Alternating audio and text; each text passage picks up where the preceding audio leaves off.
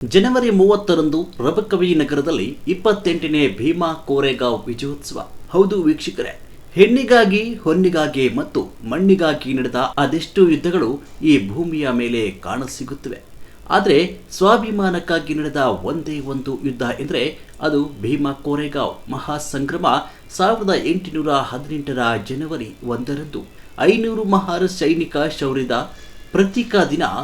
28,000 ಪೇಶ್ವೆ ಸೈನಿಕರನ್ನು ಬರೀ 500 ಜನ ಮಹರ್ ಸೈನಿಕರು ಧ್ವಂಸ ಮಾಡಿದ ಶೌರ್ಯ ದಿನ.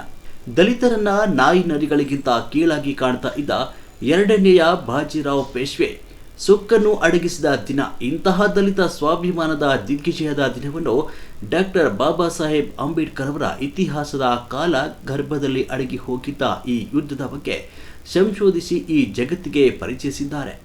ಅದರಿಂದ ನಾವೆಲ್ಲರೂ ಕೂಡ ಇವತ್ತು 208ನೆಯ ಭೀಮಾ ಕೋರೆಗಾಂವ್ ವಿಜಯೋತ್ಸವವನ್ನು ದಲಿತ ಯುವ ಮುಖಂಡರಾದ ಆಯುಷ್ಮಾನ್ ಸುನಿಲ್ ಬನಹಟ್ಟಿ, ಭೀಮಾ ಆರ್ಮಿ ಮೂಲ ನಿವಾಸಿ ಏಕ್ತಾ ಪರಿಷತ್ ಜಿಲ್ಲಾ ಅಧ್ಯಕ್ಷರು ಬಾಗಲಕೋಟ ಇವರ ನೇತೃತ್ವದಲ್ಲಿ ರಬಕವಿಯ ನಗರದಲ್ಲಿ ಇದೇ ಜನವರಿ 30ರಂದು ಸಾಯಂಕಾಲ ಬೃಹತ್ ಡಿಜೆಯೊಂದಿಗೆ ಭೀಮಾ ಕೋರೆಗಾಂವ್ ವಿಜಯೋತ್ಸವವನ್ನು ಅತಿ ವಿಜೃಂಭಣೆಯಿಂದ ಆಚರಿಸಲಾಗ್ತಾ ಇದ್ದು, ಈ ಬೃಹತ್ ಡಿಜೆ ಕಾರ್ಯಕ್ರಮಕ್ಕೆ ಎಲ್ಲ ದಲಿತ ಹಾಗೂ ಪ್ರಗತಿಪರ ಸಂಘಟನೆಗಳು, ಕನ್ನಡ ಪರ ಸಂಘಟನೆಗಳು, ಸಮ ಸಮಾಜದ ನಿಲುವನ್ನು ಹೊಂದಿರುವ ಸಮಾನ ಮನಸ್ಕರು, ಎಲ್ಲ ಯುವ ಮಿತ್ರರು, ಗುರು ಹಿರಿಯರು ಹೆಚ್ಚಿನ ಸಂಖ್ಯೆಯಲ್ಲಿ ಭಾಗವಹಿಸಿ ಭೀಮಾ ಕೋರೆಗಾಂವ್ ವಿಜಯೋತ್ಸವ ಈ ಕಾರ್ಯಕ್ರಮವನ್ನು ಯಶಸ್ವಿಗೊಳಿಸಿಕೊಡಬೇಕು ಅಂತ ತಮ್ಮಲ್ಲಿ ವಿನಂತಿ ಇದೆ.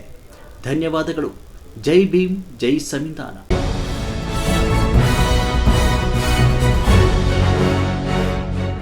ನಿರ್ಭೀತಿ, ನಿಷ್ಪಕ್ಷಪಾತ, ನಿಖರವಾದ ಸುದ್ದಿಗಳಿಗಾಗಿ ನೀವು ನೋಡ್ತಾ ಇರಿ ಯುಕೆ ಟಿವಿ ಕರ್ನಾಟಕ.